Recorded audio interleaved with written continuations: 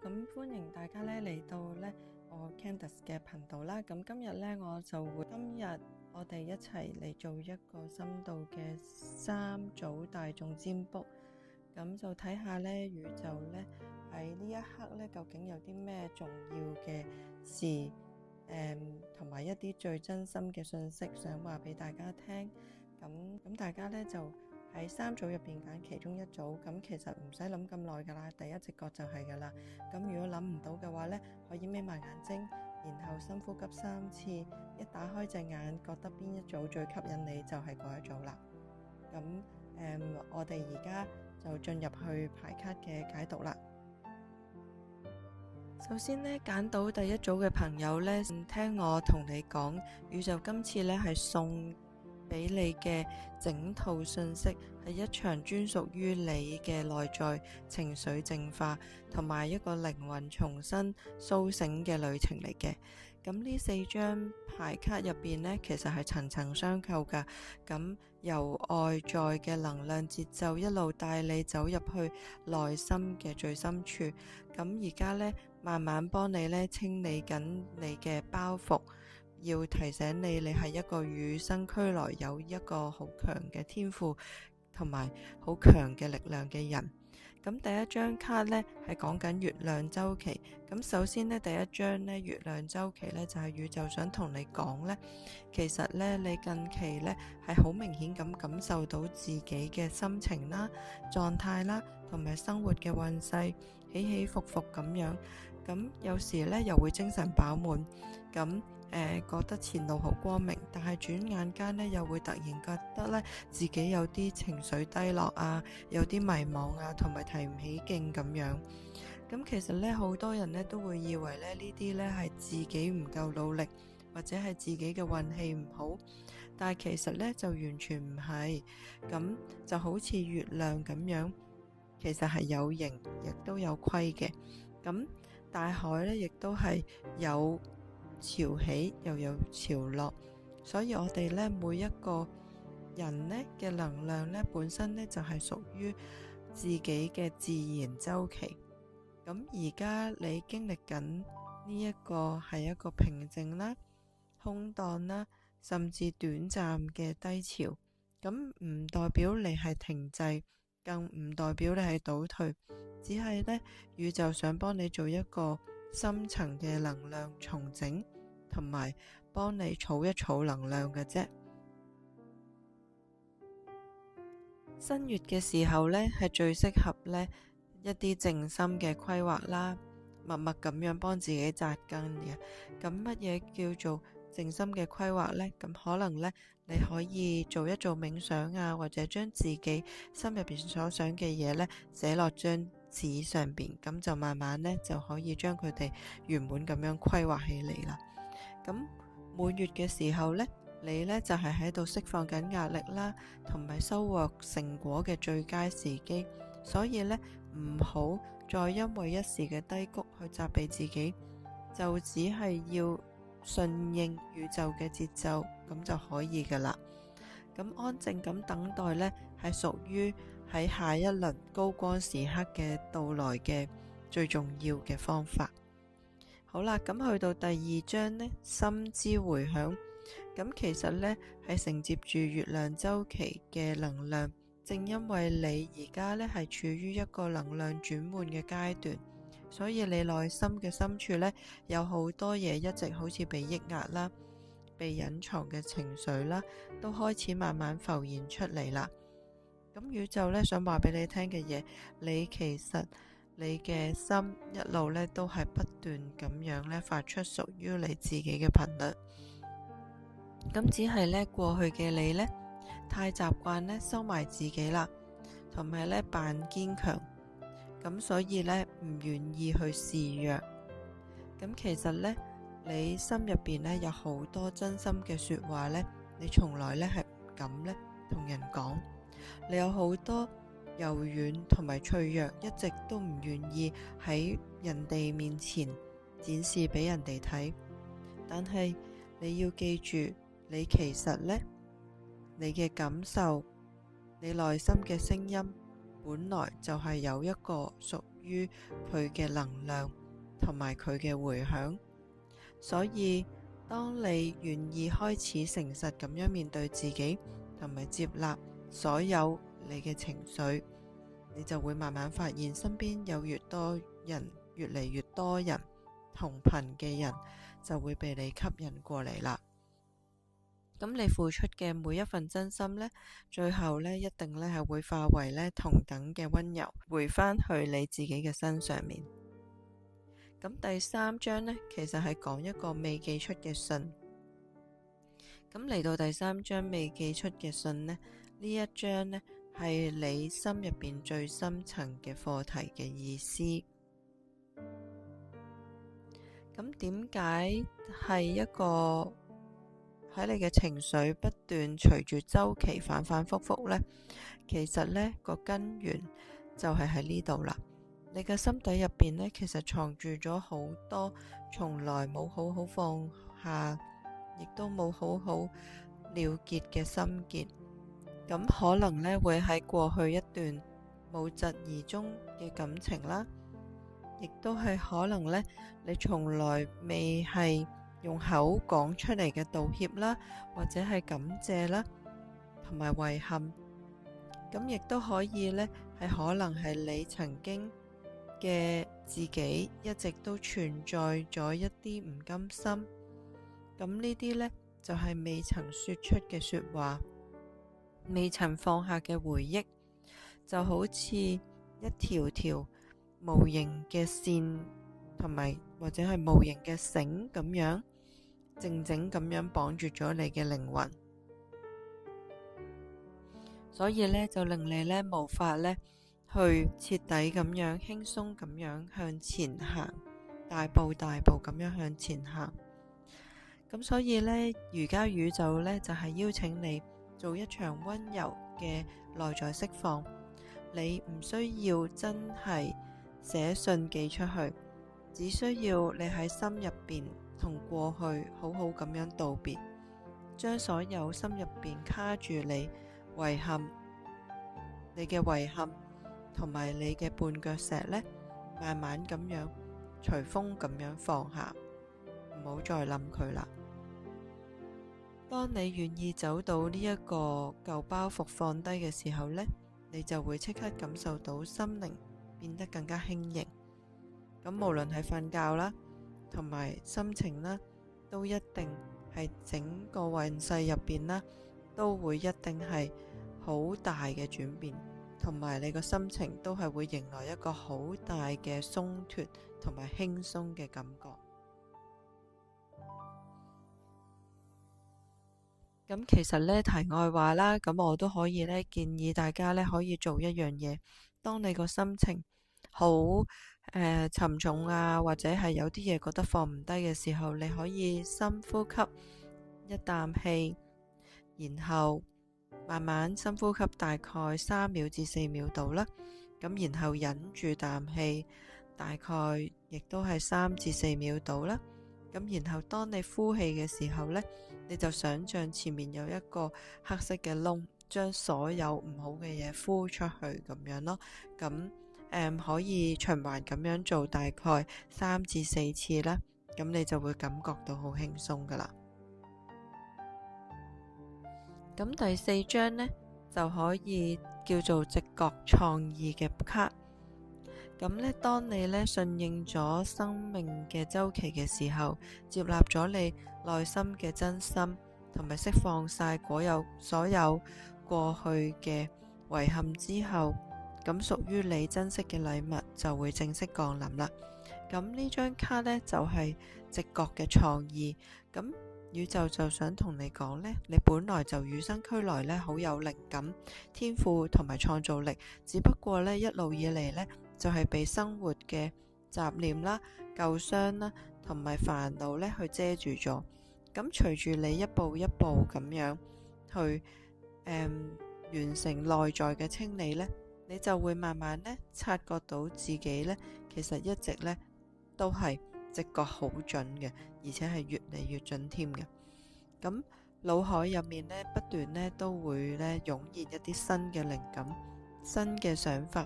而且呢啲想法呢，係你以前呢係冇諗過自己原來可以諗到呢啲咁有趣同埋咁有用，對自己生命咁有用嘅想法。咁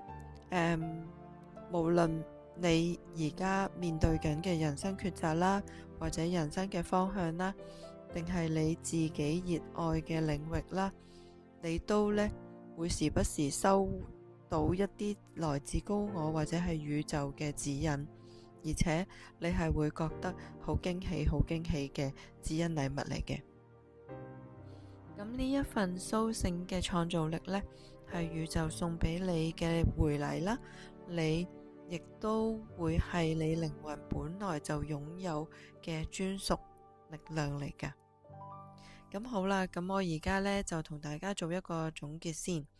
咁揀到呢一個第一組卡嘅朋友呢，最後呢，宇宙係有一個真心嘅話想同你講而送俾你嘅。你而家呢，正在走緊一段深度而內在淨化嘅靈魂旅程。人生呢，其實係有起有落啦，咁情緒係有高有低啦，但係呢，都只係一個自然嘅周期。只要你順流宇宙嘅想法，咁請你唔使擔憂，唔使心慌，咁亦都唔使過度嘅自責，將所有嘅能量順流而過就可以啦。咁學識呢，好好呢去聆聽自己內心真實嘅聲音，勇敢咁樣放下過去所有未了結嘅遺憾同埋心結。當你嘅心態變得清澈啦、平靜啦同埋輕鬆嘅時候，咁你沉睡咗好耐嘅直覺同埋天賦呢，就會全面咁樣蘇醒噶啦，就會全面咁樣浮出嚟噶啦。咁一路呢，咁帶領你走向一個全新、明亮、充滿無限可能嘅道路。咁屬於你嘅全新階段呢，已經默默咁樣呢為你準備緊噶啦。咁所以都恭喜大家有一個咁好、咁好、咁好嘅前路。咁大家只要相信就可以啦。咁請大家如果有興趣嘅話，繼續留意我嘅頻道，同埋記得按讚、分享，同埋要評論一下你入邊而家內心嘅週期係乜嘢啦，喺一個評論區度，咁我都會同大家解答一下嘅。謝謝你。大家好，咁呢歡迎大家嚟到我嘅牌卡解讀。咁呢而家呢到第二組嘅朋友啦。咁呢其實呢牌卡呢就講到水晶般清楚嘅意念，咁其實呢係緩慢咁樣綻放根源記憶同埋突破性嘅洞見。咁揀到第二組嘅卡嘅朋友呢，你哋呢一組呢，其實係一個整體能量為主題嘅，咁係代表住要釐清心念啦、扎根成長啦，同埋找到自我啦，並且呢，即將呢會迎來人生一次好重要嘅靈性突破同埋轉機嘅。咁4張卡呢，其實呢係整理緊你內心嘅開始，一步一步咁樣呢帶你去扎根啦，同埋呢去揾翻你嘅力量。咁最後呢，就迎接屬於你嘅光芒，同埋一個好大嘅躍升。咁即係好大嘅提升嘅意思。咁第一張卡呢，佢就講緊呢水晶般清楚嘅意念。咁首先第一張水晶般清楚嘅意念呢，其實宇宙呢係知道近排你成日都陷於一個迷茫同埋猶豫，同埋面對未知，同埋唔知點行嘅感覺，同埋面對緊選擇，成日都驚做錯，跟住同埋係自己係感覺自己冇乜一個好有信心去揀條路點行嘅感覺。咁因為呢腦袋入面呢，其實雜念呢就一大堆，咁令你呢就搖擺不定，同埋心亂如麻啦。咁其實所有嘅迷茫呢，根本呢就係源於一個原因，就係因為你個心唔夠清澈，心念太多，而導致你唔夠集中。咁每一個人呢，心入面呢，都同時呢裝住好多嘅顧慮啦，同埋太多外界嘅聲音啦，同埋太多多餘嘅慾望啦，咁搞到呢內心入邊嘅指南針呢嘅方向呢，就開始變得好混亂，同埋失去方向。咁前面嘅路呢，你就會覺得迷惘重重啦。咁其實所以宇宙就提醒你啦，不如你試下慢慢咁樣放下多餘嘅雜念，跟住放下自己嘅擔憂，放下自己嘅焦慮，放下自己小我入邊嘅所有嘅聲音。咁要試下將自己嘅心神專注喺自己真正需要嘅同埋真正愛嘅一件事上面。只要你嘅意念變得好似水晶一樣咁透徹啦、清澈啦、通透啦，同埋堅定嘅話呢，你眼前所有嘅迷霧呢，都會自然咁散去啦。咁原本你睇唔到嘅前路呢，都會突然間呢變到豁然開朗。咁而去到第二張卡啦，咁呢個呢叫做緩慢綻放。咁當你呢開始呢慢慢去整理好自己嘅心念之後呢，宇宙呢就即刻呢就送咗第二個好重要嘅提醒俾你，就係一定要緩慢咁樣去綻放出嚟。咁我知道呢，你成日呢都可能呢好羨慕身邊嘅人啦，同埋覺得人哋會進度比較快，同埋好似成就又比你高，運氣總係好似覺得比你好咁樣，於是呢，你就會不停咁樣催促自己，去逼自己，跟住好怕自己輸俾人，跟住好怕自己落後。但係呢，宇宙呢想教識你一個人生嘅真正道理。咁其實呢，世間上每一朵花都有屬於自己嘅周期，每一個靈魂都有屬於自己獨特嘅成長節奏。咁你本身就係屬於一個慢熱啦，需要慢慢扎根嘅類型。而家看似好似進度好緩慢嘅時光，其實呢都係上天呢默默咁樣幫你打好基礎，跟住累積好你入邊你可能一路累積嘅底蘊係唔係好穩陣啊。咁其實佢係慢慢咁樣幫你呢做好基礎，所以呢係唔需要急嘅，慢反而對於你嚟講呢係一件好嘅事情。咁眼前嘅慢呢，從來都唔等於你落後，只係為咗你嘅將來可以開得更加燦爛、更加長久。所以呢，請你呢要好安心咁樣順住自己嘅步伐，唔需要同其他人比較，亦都唔需要睇其他人嘅進度係乜嘢。屬於你嘅美麗周期呢，一定呢係會喺最啱嘅時間呢去預期咁樣到嚟嘅。咁所以其實要記住，其實其他人係唔重要嘅，最重要係內心嘅自己要調整好，慢慢就會有一個好好嘅好強嘅周期會嚟到噶啦。第三章就係根源記憶，咁佢就係講緊呢，點解你一路以嚟都咁容易迷茫，咁容易失去自信呢？最大嘅原因就係你嘅成長嘅路途上邊，慢慢遺忘咗自己真實嘅自己。呢張牌係代表緊你嘅靈魂深處嘅本源、天賦同埋與生俱來嘅力量。你嚟到呢個世界嘅時候，本來你係帶住一個獨有而且係獨特嘅才華，同埋屬於你專屬嘅禮物嚟到我哋嘅世界上面。只係經過生活一路咁樣磨練同埋風雨同埋洗禮，而令到你完全忘記咗自己本身嚟到呢個世界嘅初衷，同埋嚟到世界上面你所有嘅禮物，而且又令你慢慢忽略緊自己先至係最珍貴，咁而忘記咗自己其實係與眾不同。咁宇宙而家呢係邀請你靜落嚟，回到自己嘅初心，重拾曾經自己嘅熱情，曾經自己嘅夢想，曾經屬於自己嘅光芒。當你成功連結返自己嘅靈魂根源嘅時候呢，你就會重新咁樣返去一個自己強大嘅內在力量，唔會再輕易被外界嘅聲音而影響，咁亦都唔會隨隨便便咁樣再低估自己嘅價值，你就會發現自己內在係一個強大嘅宇宙啦。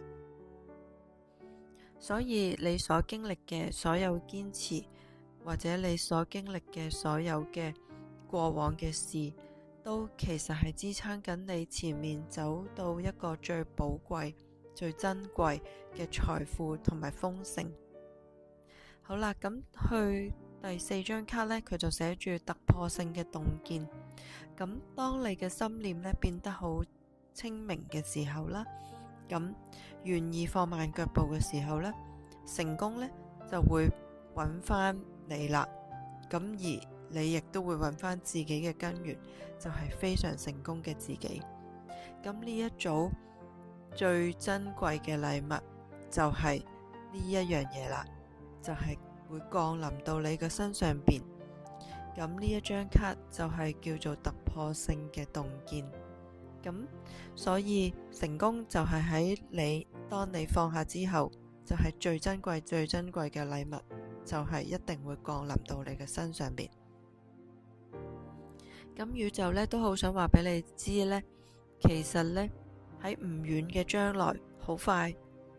咁你即將會迎嚟一次好大嘅靈性覺悟同埋人生嘅轉機。你有可能係突然想通咗困擾你多年嘅難題，同埋困擾你多年嘅負面情緒，突然間你就放低咗啦。又有可能呢，你可能係終於揾到自己真正知道自己嘅方向，同埋知道自己嘅使命。亦都有可能呢，係一個全新好大嘅機會，突然間嚟到你面前。呢一次嘅突破呢，將會直接呢翻轉你人生過往嘅人生格局，咁帶你去脫離從前你所有嘅迷茫同埋困境，正式踏入一個更高層次視野同埋寬闊嘅全新階段。咁呢一份禮物呢，係宇宙呢專門送俾你，當你願意默默扎根，同埋願意從來唔放棄你自己嘅你。如果揀到第2組卡嘅朋友呢，咁都做一個總結俾你。咁宇宙係想真心咁樣同你講幾句說話。你而家正在處於默默扎根同埋儲緊力量，蓄勢待發嘅黃金時期，唔好因為一時嘅迷茫而感到焦慮，先清理好自己嘅內在嘅雜念，令到自己重回自己清澈嘅思維，亦都唔好羨慕其他人嘅速度，應該要好安穩、好安心咁樣走屬於你自己嘅成長道路。揾返你嘅靈魂嘅根源，重拾返本身屬於你嘅光芒同埋力量。當一切都準備好嘅時候，宇宙就一定會為你送上一個劃時代同埋突破嘅轉機俾你，帶你去踏上一個更寬闊、更精彩、更符合你靈魂使命嘅全新道路。咁所以宇宙想請你呢，一定要耐心等候，屬於你嘅盛開即將到嚟，而且屬於你嘅豐盛即將到嚟。咁我都好恭喜呢一組牌卡嘅朋友，其實宇宙俾咗一個好強嘅承諾你，咁只要你肯堅持去做好自己，去聽自己內心嘅說話，同埋唔好將自己所有嘅雜念同埋焦慮都儲俾自己就可以噶啦。咁應該將所有嘅雜念同埋焦慮全部放下，咁你嘅內心就會翻返去清澈宇宙就會好快咁樣送一份禮物俾你。咁恭喜大家！咁大家如果中意我嘅頻道嘅話，咁記得按讚、分享，同埋可以喺留言區嗰度講下你而家嘅狀況係點啦。咁我都會逐個回覆大家噶。多謝。好啦，咁而家呢嚟到第三組嘅朋友，咁你哋抽到嘅卡呢係勝利啦、溫柔回歸啦，同埋被遺忘嘅光，跟隨宇宙嘅信號。咁嚟到呢一組嘅朋友，第一句我想同你講就係恭喜晒你哋，因為呢一組係有一個滿滿嘅宇宙嘅祝福，同埋新生命嘅感覺，係覺得你哋係苦盡甘來嘅能量。咁整套牌卡呢係代表住乜嘢呢？你終於捱過咗黑暗啦，迎來一個勝利啦，跟住從此呢就會學習愛自己，同埋重拾自己嘅光芒。咁往後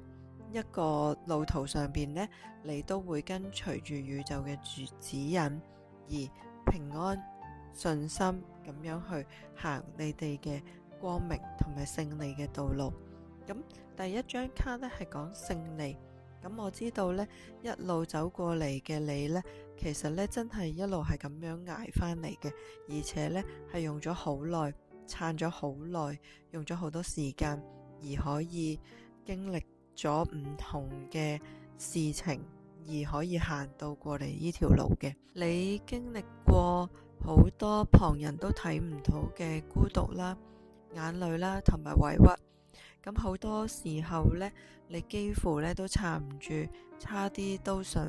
喺呢個選擇上面呢放棄噶啦。但係呢，今日呢，宇宙鄭重咁樣呢同你宣告一樣嘢，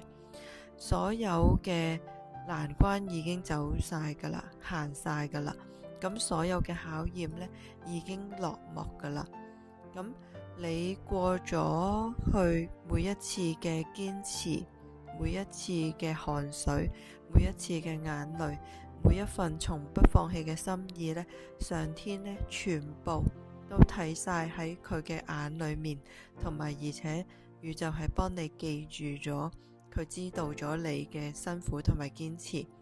而家屬於你嘅回報呢，祝福同埋美好已經完全全速咁樣去送俾你，靠近你。咁曾經失去嘅，將會以更好嘅方式去重新去回到你身邊。曾經期盼過嘅心願，都會一一咁樣如期去實現，甚至會比你想象中更好咁樣帶到你身邊。咁你已經行過人生最黑暗嘅階段，由呢一刻開始，你嘅前路已經係會越嚟越光明。好啦，咁去到第二張卡呢，咁講住溫柔嘅回歸。咁其實勝利同埋美好即將降臨喺你身上，而宇宙即刻送嚟俾你嘅一個重要嘅提醒，就係溫柔咁樣回歸。一路以嚟呢，你總係習慣咗成全別人啦，犧牲自己，凡事都以自己硬撐啊，所有嘅委屈同埋難過，全部都自己一個人收埋同埋啃咗佢。咁今日呢，你就會發現呢一啲全部嘅事情都係值得嘅。你日日呢都望住身邊嘅人去照顧佢哋，咁有時都遺忘咗自己。最後需要嘅就係要好好咁樣去對自己啦，好好咁樣痛惜嘅係自己啦。其實宇宙想你要多多留意愛自己，咁最重要嘅人都係你自己，你自己就係一個好大好大嘅世界，所以一定要愛自己。咁宇宙想話俾你知，真正嘅福氣呢，係需要足夠嘅穩固嘅內心，先至可以承接得住。咁由今日開始呢，你可以呢慢慢咁樣放慢自己嘅腳步，然後學識好好咁樣去休息，好好去珍惜自己，好好享受自己嘅當下。咁唔需要逼自己時時刻刻都要去堅強。咁有時去懦弱一下，有時會停下嚟啊，咁都係一個可以允許自己做嘅事，亦都係宇宙允許你應該要做嘅事。咁只要你先學習溫柔咁樣去接納自己，咁你就可以穩穩咁樣接住滿滿嘅祝福同埋美好嘅將來。咁第3張卡呢，就係話被遺忘嘅光啦。咁被遺忘嘅光嘅意思呢，就係話一路以嚟嘅風雨同埋磨難呢，係不知不覺之間呢，會令你呢收起咗你自己嘅光芒，亦都慢慢咁樣養成咗低估自己、睇輕咗自己嘅習慣，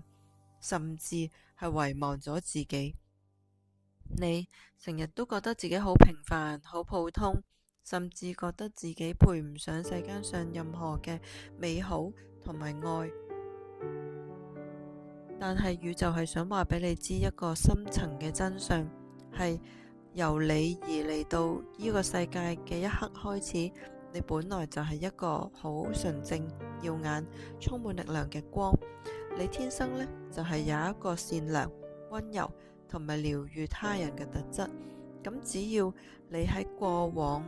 嗰啲烏雲密佈嘅你走出嚟，跟住暫時你要記得烏雲密佈只係暫時遮蓋咗你嘅光芒嘅嘢嚟嘅啫。咁只要你行出嚟，就係一個好光明嘅晴天啦。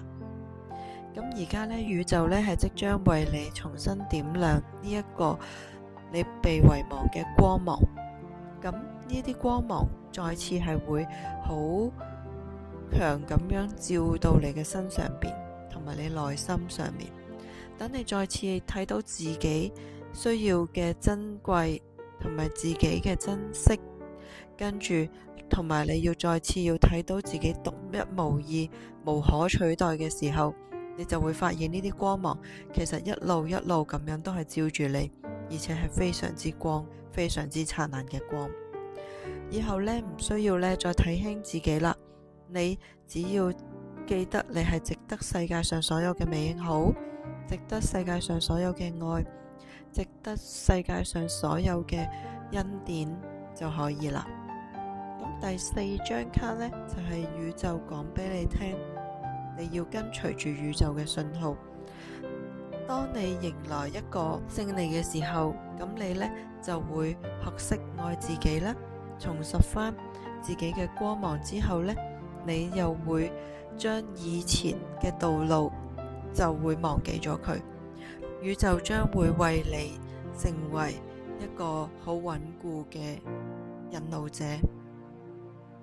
咁由呢一刻起呢，宇宙呢會不斷咁樣透過你身邊大大小小嘅事向你發送一啲信號。咁只要你去仔細留意就可以啦。咁呢啲信號係咩呢？咁就可能係重複出現嘅一啲數字啦，即係例如333啊、111啊、1212啊、1010啊呢啲。咁總之係重複嘅數字。咁亦都可能係突然喺你耳邊嘅一句話啦。咁呢啲說話呢，係可能你滑手機嘅時候睇到啊，或者喺電視聽到，或者係突然間喺街度聽到人哋講嘢嘅時候聽到。咁呢啲就係可能俾你嘅提示啦。咁亦都可能係你心入邊莫名其妙嘅一啲感應啦。跟住你自己突然間覺得，咦，我想咁做，或者我覺得，咦，突然間我係好想跟隨住呢個方向去做。咁呢啲就係啦。咁亦有可能係一場恰到好處嘅巧合相遇。咁你亦都可以留意一下。咁呢一啲所有嘅一切呢，都係宇宙呢專登為你安排嘅指引。咁所以當你感到迷茫啊、猶豫啊、不知所措嘅時候，記得唔好慌。第一樣嘢，第二樣嘢，亦都唔使再諗嗰啲嘢，將佢放低佢，然之後個心靜落嚟，跟住用心留意一下自己身邊所有嘅提示。宇宙一早就準備咗好多好多嘅提示喺你個身邊上面。咁你已經係記得宇宙一早就為你鋪好一條非常順利、最適合你嘅道路。只要你靜下心來，你去睇下身邊嘅所有提示，你就會明白個中嘅意思。你從來都唔係一個人孤單咁樣前行，宇宙係非常之去睇重你，而且你亦都可以成為一個宇宙。宇宙其實係一直咁樣默默咁樣守護住你，眷顧住你，同埋帶領住你。好啦，咁對於第3組卡嘅朋友呢，咁就俾一個總結你。咁揀到第3組卡嘅朋友，喺呢段宇宙送俾你嘅溫暖嘅祝福入邊，你要記住，你已經捱過咗所有之前嘅黑暗，同埋度過咗以前嘅風雨，所有以前嘅舊嘅負面嘅嘢已經要離開啦。屬於你嘅嘢就係苦盡甘來，同埋所有前面嘅光明都係如期咁樣到嚟俾你，而且比你想象中更好更燦爛咁樣送俾你。咁請你呢，要迎接滿滿嘅福氣嘅同時，亦都好好咁樣善待自己，亦都覺得咁耐以嚟都辛苦咗自己啦，要愛自己，重拾返你與生俱來嘅耀眼光芒，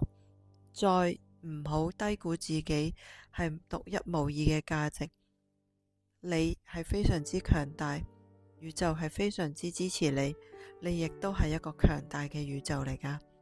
往後嘅人生道路方面，只需要跟隨住宇宙嘅信號，安心前行就可以啦。避開一啲迷惘，同埋遠離一啲風雨，一路呢係會走進一個滿載平安同埋恩典同埋豐盛嘅未來。由呢一刻開始，記住苦盡甘來，光明嘅前路長伴你左右。咁多謝大家。咁如果大家對於我嘅頻道興趣嘅話，請你都分享俾身邊嘅朋友，亦都歡迎你哋喺下邊留言話俾我聽，你哋揀到邊一組卡，而且可以分享你哋嘅美好喺呢度。咁就我哋下集再見啦，多謝大家。如果大家都鍾意我嘅頻道嘅話，請你哋按讚、分享同埋訂閱我嘅頻道啦。咁我哋下次再見啦，多謝，拜拜。